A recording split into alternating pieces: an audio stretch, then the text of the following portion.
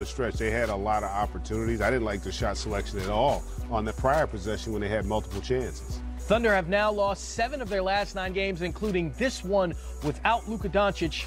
I don't think that Westbrook was very forthcoming with the media. So you guys play in recent weeks. Does that cause for alarm going into the playoffs? Next question. How do you explain the last 7 weeks? 7 and 15, I think you are. Matt, what you want to do? Next question. Russ, your thoughts on just the finishing down low early in the game? It seemed like you guys were getting to the rim, but weren't able to finish down there. Any reason why some of those were running out? I thought we had some good looks. I thought we went and made right decision at the rim. Some didn't fall. Made some plays. So. You guys do a great job on that baseline out of bounds play to get Jeremy the bucket. Is it frustrating to come down the other end and they get one right back? It happens, They got some confidence late in the game, and they made a play.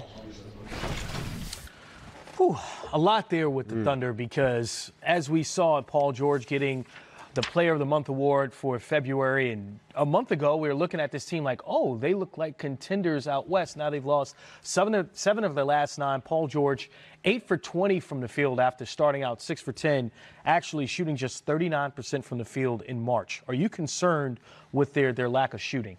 Yes. I mean, you have to be, because no matter how good you are defensively, in the way the game is played today, you've got to be able to score the basketball. Yep. And you've got to be able to consistently score it and space it. And they're a team that's struggling. Even there you saw he was kind of reluctant to shoot that 3. And so right now the confidence isn't there. And they don't seem to have the same level of trust that they had earlier. Now, having said all of that, they could end up playing Denver in the first round. And you like that matchup for OKC? Well, I like it more than Golden State. For OKC, I mean, because that's a team that they probably feel they can honestly match up with. But you never want to back into the playoffs. But for the fact that there's nobody else even in the competition for the 8th seed, they're locked in. But you don't want to be going into the postseason struggling the way they are. They got a few more games to try to right this ship, Ryan. But right now, man, they're looking like they're destined to be out in the first round. No, I agree. That's tough. And this was the same story from last year. When I look at this Oklahoma City team, personnel-wise, outside of the Warriors, I like them just about with anybody, pound for pound. But the big frustration that you have in Oklahoma City is execution down the stretch of basketball games. Are they going to make the extra pass? Are they going to trust? Are guys going to fall into roles? I love their player development. I love that their guys are shooting three-pointers better. I love the commitment. It's really a throwback style of basketball and commitment and free agency. Why? Russ stays, he gets an extension, stays with the squad. Paul George says he has unfinished business. There's a loyalty and a commitment that I deeply admire there, but they have to find ways to execute in fourth quarters, last 5 minutes.